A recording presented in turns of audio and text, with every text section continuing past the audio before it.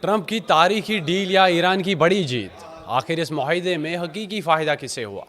ناظرین، آپ دیکھ رہے ہیں نیوز 18 کا ڈیجیٹل پلیٹ فارم، میں ہوں آپ کے ساتھ مدثر میر۔ امریکہ اور ایران کے بیچ معاہدے پر دستخط ہو چکے ہیں۔ امریکی صدر ڈونالڈ ٹرمپ اور ایرانی صدر مسعود پزشکیان نے اس معاہدے پر ورچوئل طریقے سے دستخط کیے۔ ٹرمپ نے اسے اپنی بڑی سفارتی کامیابی قرار دیا ہے۔ معاہدے کے تحت ابنائے ہرمز کو دوبارہ کھولنے پر بھی اتفاق ہو گیا ہے، جس کے نتیجے میں عالمی تیل تجارت پر منڈلا رہا خطرہ فی الحال ٹل گیا ہے۔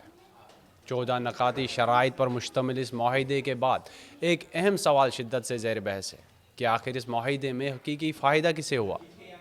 ماہرین کا کہنا ہے کہ اگرچہ بظاہر دونوں فریق کامیاب دکھائی دیتے ہیں، لیکن سب سے زیادہ فائدہ ایران کو ہوا ہے۔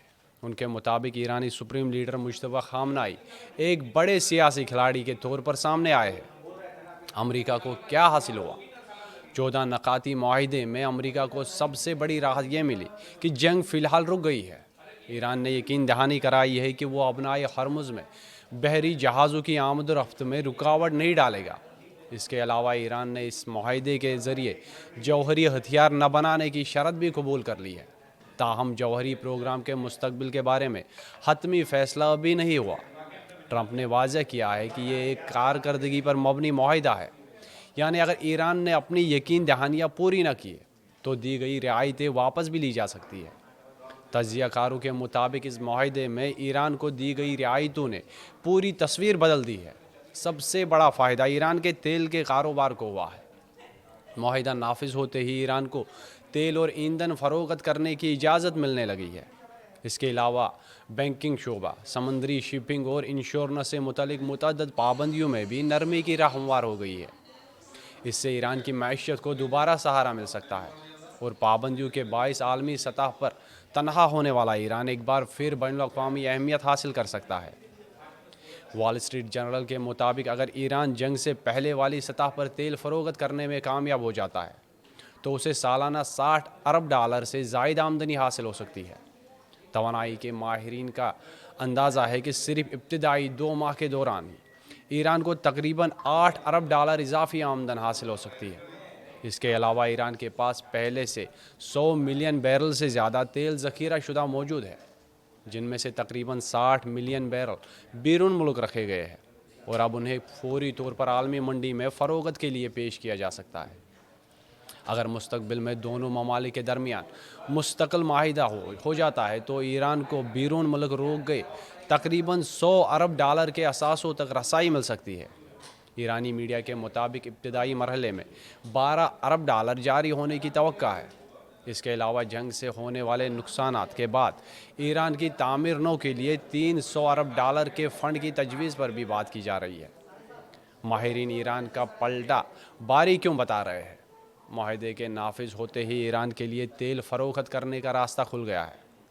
بینکری، شپنگ اور انشورنس سے متعلق کئی پابندیوں میں نرمی آنا شروع ہو گئی ہے۔ اندازہ ہے کہ اس سے ایران ہر سال $60 ارب سے زیادہ کما سکتا ہے، جبکہ امریکہ کو فی الحال صرف یہ یقین دہانی ملی ہے کہ ایران مذاکرات جاری رکھے گا اور معاہدے کی شرائط پر عمل کرے گا۔ امریکہ کا بنیادی مقصد ایران کی جوہری صلاحیت کو ختم کرنا بتایا جا رہا تھا، لیکن معاہدے میں نہ تو سینیٹری فیوزز تباہ کرنے کی کوئی شرط شامل ہے اور نہ ہی اعلیٰ درجے کے یورینیم کو فوری طور پر ختم کرنے کا فیصلہ کیا گیا ہے۔